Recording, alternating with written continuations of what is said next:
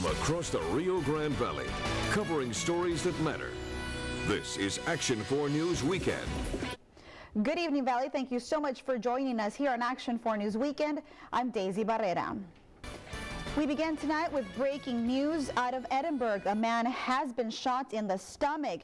Edinburgh police tells us it happened at 1810 Jason Avenue at an apartment complex that's located near Sprague Street. They tell us the man, who is 25 years old, opened the door and was shot. That was at his apartment or outside his apartment. Right now, it's unknown what his condition is. An Action 4 crew is on the way. We'll bring you more details as those become available. Happening right now, a piece of U.S. history making its way to Brownsville. The USS Forrestal is being towed from Pennsylvania to right here in the port of Brownsville. Now we have Action 4's Ashley Custer live at the port. She has more details for us tonight. Ashley. Daisy, I'm outside the port of Brownsville, where All-Star Metals, a metal recycling company, was awarded a bid last October to scrap the USS Forrestal. Now, those who have close ties to the ship say they'd rather see the historical naval supercarrier be preserved as a museum for future generations to enjoy. I was saddened that it was coming here for scrap and sold for a penny.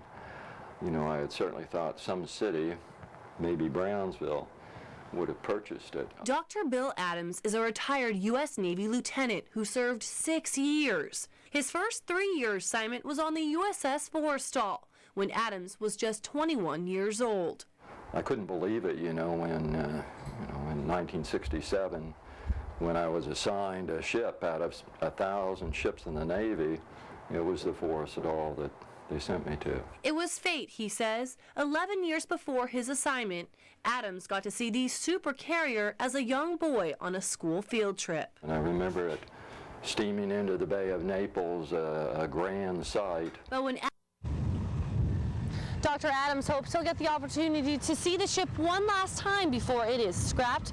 Now, those here at the port of Brownsville say that they expect the ship to come in early Tuesday. Live from the port of Brownsville, I'm Ashley Custer, Action 4 News. Thank you so much for that report, Ashley. On the U tonight, a woman allegedly makes off with stolen merchandise from Kohl's in Harlingen, leaving her driver's license behind. The incident happened 3 months ago, but Harlingen police recently caught up to Margarita Flores on the listed address on her license. They arrested her. They say she stole a silver cross necklace from the store, and when store employees questioned her about it, she ran off. The necklace was recovered. Her bond was set at $750. This story amongst the most viewed right now on our website. For a closer look at the other stories we're following, log on to valleycentral.com. A 20-year-old man is behind bars after allegedly having a sexual relationship with a child who he met at a bus stop. The Cameron County Sheriff's Department arrested Porfirio Rico for the alleged relationship with a 13-year-old girl. Court documents state the two exchanged multiple texts over the course of a year. The girl's mother found out about it and reported it to police. Deputies found marijuana, open condom wrappers, and used condoms at Rico's home. He is now charged with aggravated sexual assault for a bond of $100,000. And many of you taking to our website and Facebook page to comment on this one. Yaresi Vasquez says, where were the parents of this 13-year-old girl? I'm sorry, but it all starts with us parents keeping tabs on our kids at all times, especially at the young age of 13. Evelyn Copal-Hurry adding her thoughts, saying she was not old enough to know what she was doing at 13. Girls are just seeking acceptance and love. He preyed on her and manipulated her. He's wrong, not her. And it is always abuse when an adult rapes, whether consensual or not. She's a child. And Democratic candidate for governor Wendy Davis recently defended the open carry handgun laws, a stretch from the Democratic Party's beliefs. Now Rio Grande Valley supporters are questioning her motives. Action 4's Valeria Ponte spoke with them today. She has the details. Daisy, local gun owners and Action 4 viewers are sounding off on Action 4's Facebook page. Some saying that Davis's words are merely a political move. Gun owners tell me, open carry or not, it's their constitutional right to bear arms.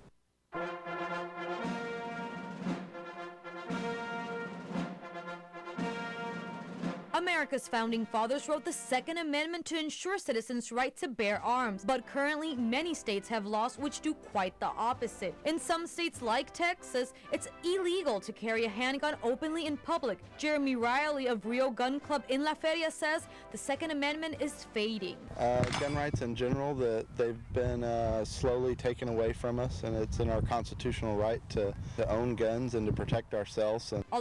Right now, there are 11 states like Arizona and Virginia that allow open carrying without citizens applying for a license. But Texas is for now not one of them. In the studio, Valeria Ponte, Action 4 News.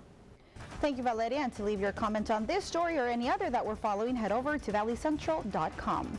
Funeral services for the 7-year-old girl Alma Rosa Fuentes, who was killed in a house fire in Palmview on Friday, are set for tomorrow. A viewing will be held at 3 p.m. at the Rivera Funeral Home in Mission. Meanwhile, Palmview and La Jolla communities working together right now to help the little girl's family get back on its feet. Neighbors have been taking donations for the family to rebuild their home, medical expenses, and funeral arrangements. An account is set up at La Jolla Credit Union under the account name Alma Rosa Fuentes. The La Jolla School District is also taking donations. Over to a lighter subject now. A windy day out there today, but Brett, are we going to need the hairspray tomorrow, or can we let the hair down? What's going on with the wind? You're going to need that hairspray for the rest of the evening and pretty much for the rest of the week. We're going to see some strong breezes stick around here in the valley right now, seeing winds at 20 to 25 miles an hour, and that's pretty much what we've seen all evening here in the Rio Grande Valley. But those southeasterly winds are bringing up those temperatures right now. Thank you, Brett. And Action 4 wants to put you front and center with some of the biggest Valley races, and we're asking for your questions. That's to present to candidates during our political forum to be held February 18th at the Weslaco Library. It's in conjunction with KURV and the Rio Grande Guardian. We will highlight the 92nd State District Court race and the Hidalgo County District Attorney's race. It will be broadcast live right here on Channel 4, News Talk 710, and on valleycentral.com. And don't forget, you can follow me on Twitter at DaisyKGBT. Let me know about breaking news or leave your comments on any of the stories we're following. You can also reach me on Facebook at Daisy Action 4 News at Daisy. Still to come on Action 4 News Weekend, why police had to cut out a hole on a man's roof to pull him out is next. Plus, many upset over the verdict of a Florida man who killed a teen over loud music. What they did to express their anger is next after the break. And these winds won't be letting up much overnight. Expect warm, windy, cloudy conditions at the bus stop tomorrow morning. I'll have the rest of the week's outlook coming up. Tomorrow morning on Action 4 News Sunrise, kids have kicked aside soda as their beverage of choice. Now there's a new drink, and this one could be worse. We'll tell you what it is. Plus, if your kiddos are heading off to the bus stop, we're going to have your full forecast through the week. And this one is a warm one. We'll give that to you tomorrow morning on Action 4 Sunrise. Now, where local sports always come first. This is Action 4 Sports. Indoor soccer certainly has a reputation of having a lot more goal scoring than the outdoor version. Case in point, 10 days ago when Lafayette rolled up 26 in a win over the Texas Strikers. So tonight, as they wrapped up the home version of the regular season against a Tulsa team that had won just one game, you figured a ton more scoring. And you figured right. Here we go. La Feria kept it. Tulsa goalie busy right here. Save after save after save. But then here it comes. There's a goal. And after that, it goes nuts. Lafayette rolls wave after wave. Again and again they score and score again. 23 goals. They win this one 23-2. Juan Gamboa in goal on the other side. Notched his 14th win. They finish the season at 14-2. That is good enough for first place in the standings as they edge out Monterrey, who finished at 13-3. The team ends the regular season with 185 goals scored. They'll be next in action at home in a first-round playoff game, which is yet to be determined. Another beautiful day for baseball in Edinburgh, and that meant that UTPA and Texas A&M Corpus Christi had little trouble getting in their final game of the weekend 4-game series this afternoon. Bronx, though, had some trouble with the Islanders, though, as they ran into one tough pitcher who had them scratching their heads all day long. Runners in scoring position there. After strikeout ends a chance. And after that, the floodgates open up. The Islander offense scores a couple runs early on. They're going to score 3 right here as you watch this midway through the game and then balloon this out to a 10-0 shutout. Bronx begin the season, though, with a split in the series. They're now 2-2. They set their sights Friday. They'll open up Here at home, the Al Ogletree Classic at 7 o'clock. They'll host Northwestern State. Now, high school basketball fans, here we go. High school playoffs are here, and we've got some blockbuster games that begin tomorrow at the Class 5A on the boys' side. Of course, we got a lot more games coming your way on Tuesday with more boys action. And then, of course, we've got the 4A and the sub-5A teams all getting in action this week. And then on the girls' side, yep, we've got that covered as well. Most of those games get underway tomorrow. Keep track of what's going on with us right here on Action 4. I guarantee we'll be out there getting highlights. I guarantee also at JoeKGBT, Instagram and Twitter. Follow me on Facebook. You'll see some highlights, you'll see some pictures, and most importantly, you'll keep up with what's going on in sports. Sure it's going to get good, huh? Yeah, it's getting like real good. Playoffs. How about 23 goals? 3 in a soccer game. Oh, anyway, we'll be right back. This one is a sports one for you guys. Talk about high stakes. Even Auburn's most famous golf alumni, 2013 PGA Championship winner Jason Duffner would have been rather proud of this. Take a look at what happened at the Tigers' home game against Mississippi State.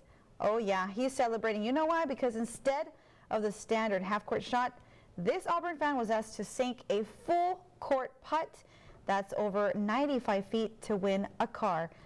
Didn't think it would happen, but as you can see right there, he made it. He made it. That's awesome. Pretty cool. I'm not sure if this guy was a golfer or what the deal was, but well, he even walked away then, with I a new mean, car. how often do you get a putt across a basketball court? It'd be a little bit different than the green. They were, true roll. I mean, you get a true roll. and that's I'm for sure they were like, nah, he'll never make it. It's a hardwood floor, you know.